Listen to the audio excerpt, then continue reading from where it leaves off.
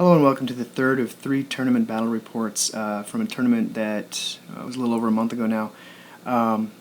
My list to review is a CAD with a Spirit Seer and 2 units of jet bikes in order to pick up a Wraith Knight, and then a Craft World Eldar War Host with Guardians, 2 units of Warp Spiders and Swooping Hawks, and an Aspect Host, and a Wraith Knight. And of course I have a single Tax Viper back there. My opponent, if I win this game, I could be in contention for the top spot, although I hadn't scored full points all along. My opponent brought a very interesting list, really straightforward. There's a Culexis Assassin in a drop pod. There's 2 units of 3 GravCents, Tiggy, and 1 other Librarian. And then the rest of it is Scouts and Ironclads. Here's a look at deployment. The table setup was Vanguard. Of course, my opponent's got drop pods, so he deploys nothing. And I'm going to skip to the end and tell you that I lost this game, so I can start talking about the mistakes right away instead of trying to double back at the end.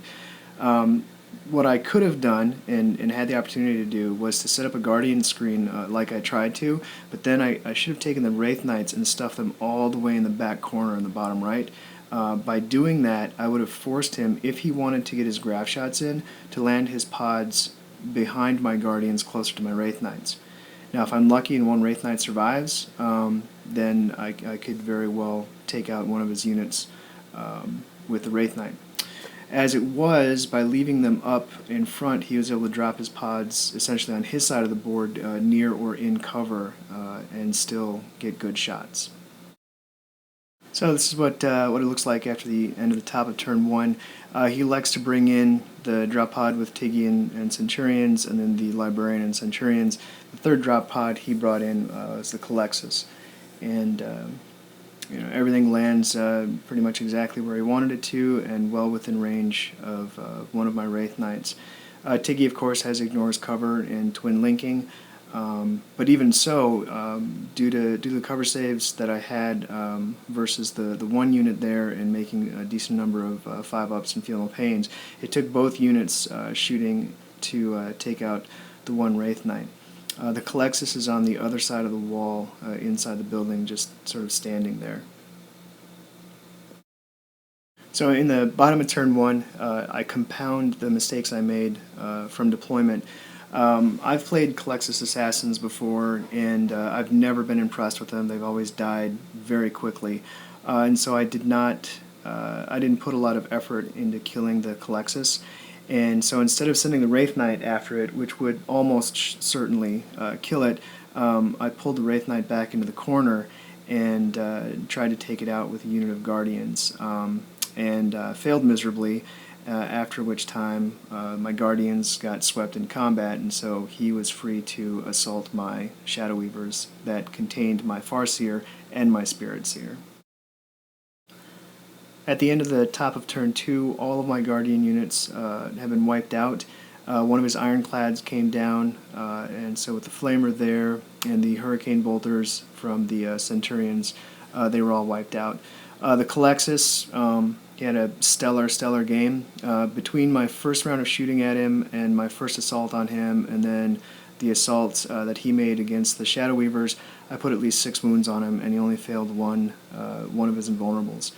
You can see there that the Centurions just consolidated a little bit in either way, but I lost my Farseer and my Spirit Seer being swept in combat. This was the bottom of 2 and into the top of 3. The Wraith Knight ended up having to assault the Culexis. I brought the Swooping Hawks in there to see if they could kill him off, but they did not. So I had to assault him, which brings him back in range of the remaining Centurions. When the Warp Spiders came in, I managed to take out 1 Centurion, which wasn't very much at all, but it's better than nothing. And on the other side of the board, his scouts have already outflanked.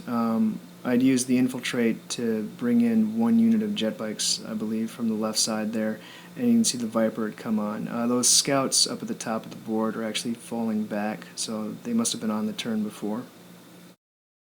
So now you see the end of the top of turn 3, 1 jet bike remaining there, the Viper destroyed there. The mission was a kill points one, but it was flipped on its head or something. Troops were only worth 1. Your other units, your non-troop units, were worth more kill points. It was basically set up to punish you for bringing elites or non-troop choices. It was also set up to punish you for bringing a super heavy. My opponent in the previous tournament had brought 4 Wraith Knights, and lo and behold, he brings no super heavies or gargantuan creatures to this one. You saw his ironclad at the bottom there, put a flamer on the swooping hawks. I did a little dance with the warp spiders to keep them safe, and otherwise that is all, and of course Tiggy just sort of sat tight over that building on the right. The bottom of turn 3, my other warp spiders came in. I dropped in that back corner there where there's an objective, together with the bikes that came on, the fresh set of bikes, and I believe the warwalkers as well. Cleaned out all of the scouts on that side of the board. Over here on this side, my warp spiders finished up the centurions with the librarian that was in the center of the board here, and now we're cleverly hiding from one of the ironclads while tempting the other one into a longish charge towards them, which he will of course decline to take since he's kind of dialed in on the swooping hawks. Despite hitting the drop pod automatically with haywire grenades, I failed to destroy it, so I'm just standing there looking sort of silly. We know going into turn 4 that it is the last turn, so I just recorded the whole thing at once. So this is the both the top and the bottom of turn 4, so how the game ends. You can see the drop pod in the middle there is destroyed. I did that with warwalkers and warp spiders. I didn't even try to shoot at Tiggy's unit of centurions there. Over in this corner, there's not a lot I can do to the ironclad, so I didn't go after it. I needed to hold objectives in any case. Kill points, I'm absolutely buried. Like I said, the mission was designed to punish you if you brought a super heavy or a gargantuan creature. Every single wound was worth 1 victory point. So as soon as my Wraith Knights died, I was down 12 victory points. So it was an uphill battle the entire time.